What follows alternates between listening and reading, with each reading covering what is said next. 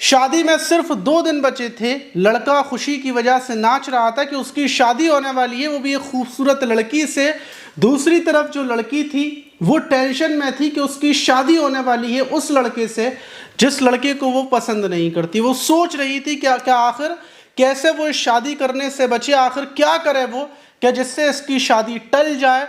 और आखिर में होने वाली दुल्हन एक ऐसी शातिराना प्लानिंग करती है कि शादी से 2 दिन पहले ही अपने होने वाले दूल्हा को मौत के घाट उतार देती है। मौत के घाट उतारने के बाद सुकून से अपने घर पर बैठी रहती है और जो शादी वाला दिन आता है उस दिन दूल्हा की सड़ी गली लाश पुलिस को मिलती है। पूरे परिवार में कोहराम मच जाता है कि जिस घर में मेहमान आए हुए थे, जिस घर से बारात जाने वाली थी, वहाँ पर दूल्हा की लाश मिली।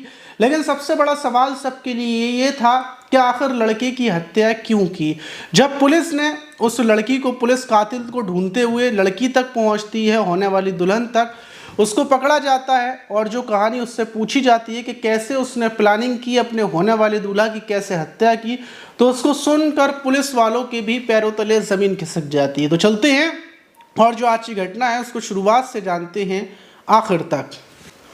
तो दोस्तों, मेरा नाम माज है। उम्मीद है कि आप सब अच्छे होंगे, सुरक्षित होंगे। और जो आज की घटना है वो झारखंड के गिरिडीह ज़िले की है, वहीं का जमुआ थाना है। और जमुआ थाने के अंतर्गत एक गांव है बीको डी गांव।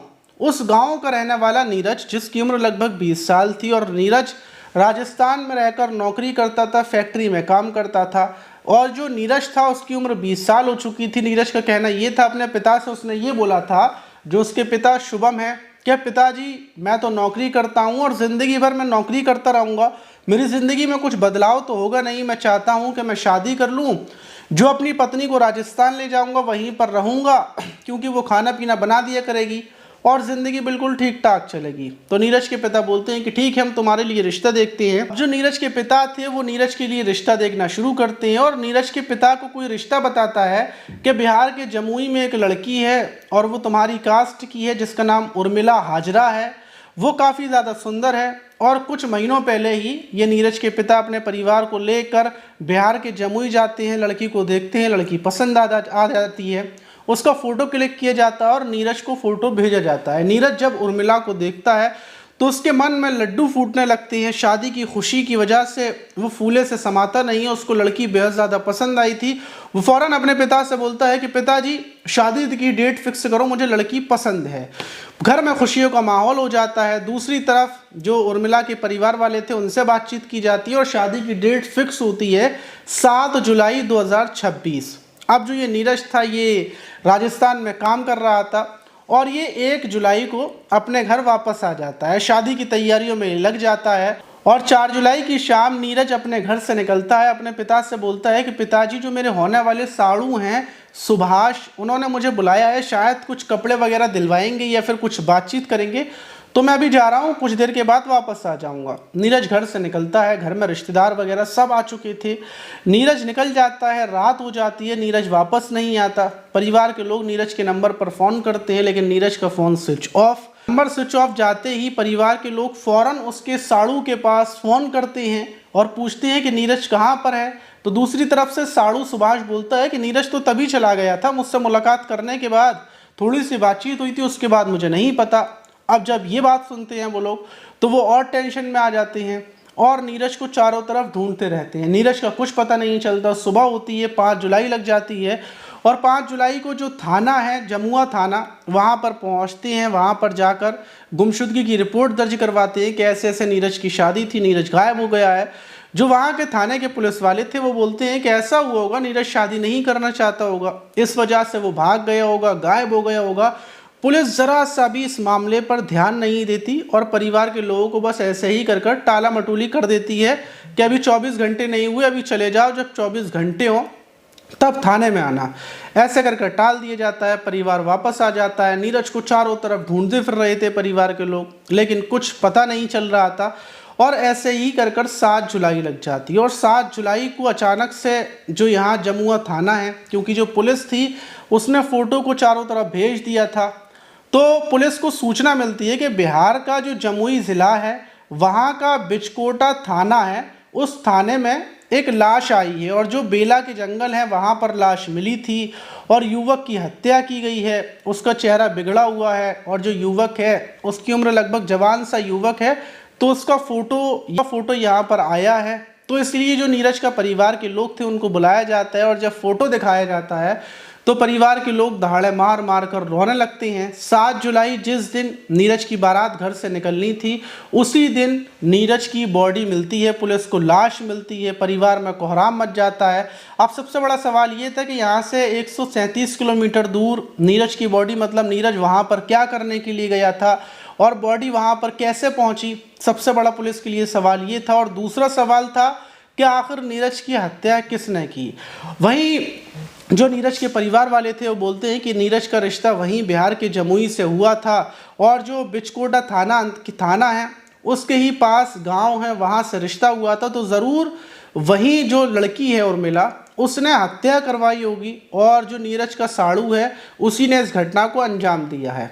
अब जब पुलिस को ये पता चलता है तो फ़ौरन जो नीरज था उसके साड़ू को गिरफ्तार किया जाता है, सुभाष को। उसको गिरफ्तार करने के बाद उससे सख्ती से पूछताछ की जाती है और ये जो सुभाष था ये टूट जाता है और बोलता है कि हाँ मैंने ही नीरज की हत्या की। पुलिस पूछती है कि तुमने हत्या क्यों की, तो बताता है मैंने हत्या इसलिए की क्योंकि वो जो मेरी साली है उससे मैं प्यार करता था, साली मुझसे प्यार करती थी और हम लोग नहीं चाहते थे कि नीरज मेरी साली उर्मिला से शादी करे, इसलिए मैंने रास्ते से हटाने के लिए उसकी हत्या की। फ़ौरन पुलिस जो होने वाली दुल्हन उर्मिला थी उसको भी गिरफ्तार कर लिया जाता है। अब गिरफ्तार करने के बाद पूरी कहानी के बारे में पता किया जाता है तो पता ये चलता है कि उर्मिला के प्रेम संबंध 2.5 साल से अपने ही जीजा के साथ चल रहे थे, सब कुछ एकदम बढ़िया चल रहा था। और अब आकर जो ये उर्मिला है इसका रिश्ता नीरज से होता है, तो ये मतलब नीरज से रिश्ता होने के बाद ये अपने परिवार से मना नहीं कर पाती, ना किसी को बता पाती है कि ये अपने जीजा से प्यार करती है। ये बेहद ज़्यादा टेंशन में थी कि ये नीरज से कैसे शादी करेगी और ये बात ये इससे सुभाष से बोलती है कि जीजा जी मैं तुमसे प्यार करती हूँ, तुम्हारे साथ मुझे बहुत अच्छा लगता है, अब ये लोग मेरी नीरज से शादी कर देंगे, मेरा क्या होगा। जब इन लोगों में डिस्कस होता है तो सुभाष बोलता है कि बारात तुम्हारे दरवाजे पर नहीं आएगी, बारात से पहले मैं नीरज की हत्या कर दूंगा। और 4 जुलाई को ये अपने साड़ू को फ़ोन करता है, मतलब होने वाला साड़ू जो नीरज था उससे बोलता है कि मुझे तुमसे मिलना है, ज़रा बात करनी है।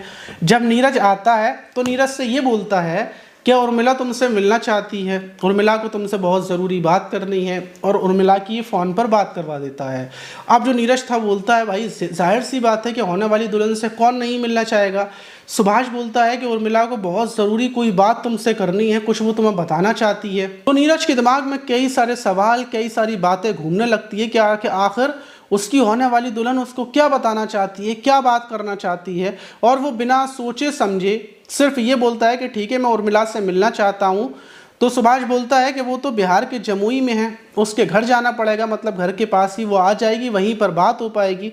नीरज बोलता है कि ठीक है तो चलते हैं और वो सुभाष के साथ निकल पड़ता है। ये लोग ट्रेन से निकलते हैं, वहाँ पर पहुँचते हैं और सुभाष वहाँ पर उतरने के बाद सबसे पहले बियर लेता है, बोलता है कि मैं तो पीऊँगा, थोड़ी सी तुम भी पी लो।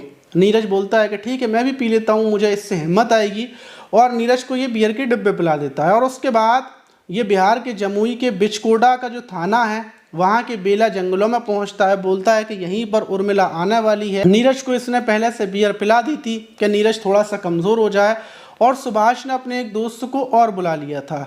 और अचानक से सुभाष और उसका दोस्त दोनों ही नीरज के ऊपर हमला करते हैं और वहीं पर चाकुओं से हमले कर इस नीरज की हत्या कर देते हैं। जिस लड़के की शादी को सिर्फ 3 दिन बचे थे उस लड़के की शादी से पहले हत्या कर दी जाती है और लाश को वहीं पर फेंक देते हैं।